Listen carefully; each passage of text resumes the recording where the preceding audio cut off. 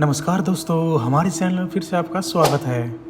आज भी मैं फिर से एक दिल दहलाने वाली कहानी लेकर आ गया हूँ। तो चलिए वीडियो को शुरू करते हैं।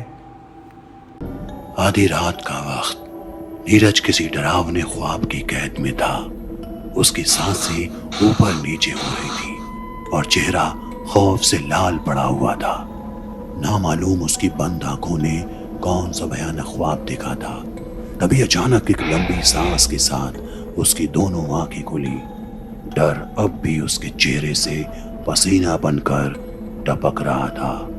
वो फौरन दौड़ते हुए अपने भाई के पास गया और बोला, भैया भैया, मैंने फिर उसे देखा। वो अब भी वहीं है। मुझे बहुत डर लग रहा है। कुछ करो भैया, कुछ करो। नीरज का भाई आधी नींद में था। वो कुछ समझ नहीं पाया और बोला, क्या हुआ? किसे देख लिया? नीरज फिर चिल्लाया, वही कटी पड़ोस की लड़की को। इसे सुनकर नीरज का भाई गुस्से से बोला, तू ऐसी बकवास सी कहानी लेकर हर रात मेरे पास आ जाता है, ना खुद सोता है और ना मुझे सोने देता है। ये बोलते हुए वो दोबारा चद्दर चढ़ाकर सो गया और नीरज निराश होकर दोबारा अपने कमरे में लौट गया। करीब आधे घंटे तक वो जागता रहा। अब नींद उससे बहुत दूर जा चुकी थी, मगर फिर अचानक ही उसने ख्याल किया कि क्यों हो ना हो मैं इस ख्वाब की हकीकत को जान कर रहूंगा। क्या मेरी इतनी सालों पुरानी गलती फिर लौट कर मेरी जिंदगी में आई है? मुझे इसका पता लगाना ही होगा।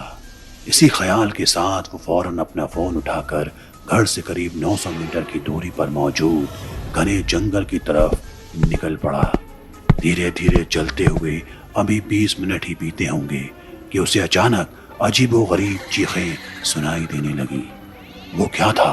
क्या कोई जानवर?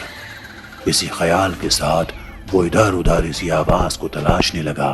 तभी उसे एक अजीब सी परछाई नजर आई, चमकती हुई, बिल्कुल सफेद। ऐसा लग रहा था जैसे कोई बच्ची घने जंगलों के बीच अकेली घूम रही है। इस मंजर से खौफ इस हद तक बढ़ने लगा मानो अभी नीरज के प्राण उसके शरीर को छोड़ देंगे। मगर उसने हिम्मत बनाए रखी और धीरे धीरे कदमों से आगे जंगल की तरफ बढ़ने लगा। हैरत की बात थी कि इतने अंधेरे में भी नीरज ये अच्छी तरह जानता था कि उसे कहाँ जाना है। हो न हो वो यहाँ पहले भी कई बार आ चुका है, लेकिन क्यों? इसका जवाब शायद इस कहानी के आखिर में हमारा इंतजार कर रहा है। अचानक नीरज के बढ़ते कदम थम गए और वो घने पेड़ों के बीचों बीच मौजूद था। उसने कुछ देर जमीन को घूरा और फिर अचानक साथ में लाए फावड़े से मिट्टी को खोदने लगा। नामालूम वो ऐसा क्यों कर रहा था। क्या उसके साथ जो हो रहा था उसका राज छिपा था इस मिट्टी में? वो खुद ब खुद ये करता जा रहा था बिना कुछ सोचे। आसपास का सुनसान सा जंगल कुछ देर के लिए इस खुदाई के शोर से गूंज उठा, मगर फिर अचानक सन्नाटे ने फिर सारे पेड़ों को अपने आगोश में ले लिया और नीरज की नजरों के सामने कुछ अजीब सा मंजर पेश हुआ। मिट्टी के अंदर किसी चीज पर अच्छी तरह से लिपटी एक पॉलीथीन थी। इस पॉलीथीन को देख नीरज की आंखें बड़ी हो गईं। शायद जो वो देखना चाहता था वो उसकी नजरों के सामने था। वो दोबारा उस मिट्टी को ढकने के लिए मिट्टी उस पर डालने लगा। तभी उसे ख्याल आया कि एक बार उस पॉलीथीन के अंदर झांक कर देखा जाए, और फिर वो उस पॉलीथीन को हटाकर उसके अंदर देखने की कोशिश में लग गया। जैसे जैसे वो पॉलीथीन को हटाता वैसे वैसे उसके अंदर से बेहद ही भयंकर बदबू आ रही थी, जैसे अंदर कोई सड़ी गली लाश पड़ी हो।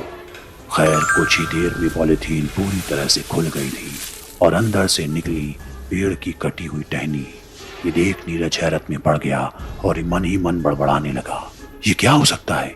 ये कैसे हो सकता है? आखिर कहाँ गई उस बच्ची की लाश? ये नहीं हो सकता। और वो आसपास कुछ तलाशने लगा। तभी अचानक उसे पास ही मौजूद पेड़ के ऊपर से हंसने की आवाज आई। इस आवाज ने उसे बुरी तरह डरा दिया था। वो जितना हो सके उतनी कोशिश कर रहा था कि उस आवाज को ना देखना पड़े, लेकिन हर बीतते वक्त के साथ उसके हंसने की आवाज दोगुनी होने लगी। वो तेज तेज से चिल्लाकर हंस रही थी। पता नहीं अचानक क्या हुआ, वो शांत हो गई।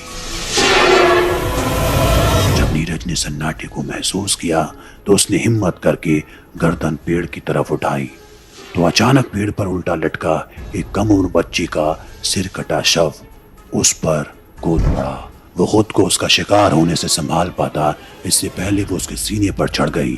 लंबे लंबे नाखून, सिर कटा हुआ और खून टपकता हुआ। आखिर कौन थी ये और नीरज को क्यों परेशान कर रही थी? क्या ये वही है जिसके खौफनाक ख्वाब ने नीरज को इतनी रातों तक जगाया? लेकिन अभी ये सब सोचने का वक्त नहीं था। उसने अचानक अपने तीखे नाखून नीरज के सीने में धंसा दिए और उसका सीना फाड़ दिया।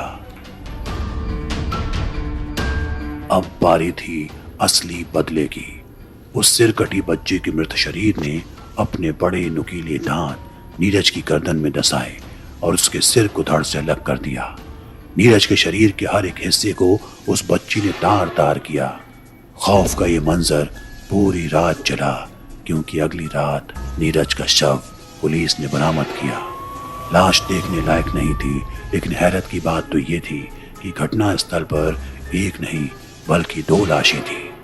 एक नीरज की तो दूसरी उस सिर कटी बच्ची की। पुलिस ने दोनों लाशें जब्त कर पहचान शुरू की और जल्द ही पूरा मामला सामने आया।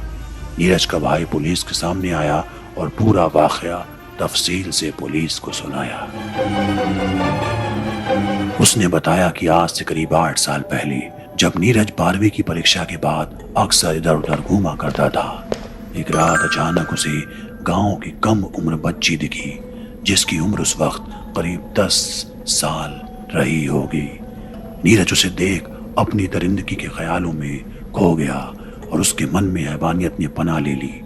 उसी रात नीरज ने उसे अगवा कर लिया और जंगलों के बीच ले जाकर अपनी हवस को शांत किया। मगर जब उसने अपनी घिनौनी वारदात को अंजाम दे दिया तब उसे महसूस हुआ कि उसने कितनी बड़ी गलती कर दी। इसके बाद अपनी इस गलती को छुपाने के लिए उसने हत्या का रास्ता अपनाया और इस बच्ची का सिर काटकर उसे मिट्टी के अंदर दफन कर दिया। उस रात उसने अपने भाई को आकर सारी वारदात से रूबरू कराया और दोनों ने मिलकर इस बात को हमेशा हमेशा के लिए अपने ख्यालों में दफन कर लिया। सही बात थी, अब तक उस मासूम सी बच्ची को इंसाफ नहीं मिला था, लेकिन उसने अपना खुद का इंसाफ खुद से लिया।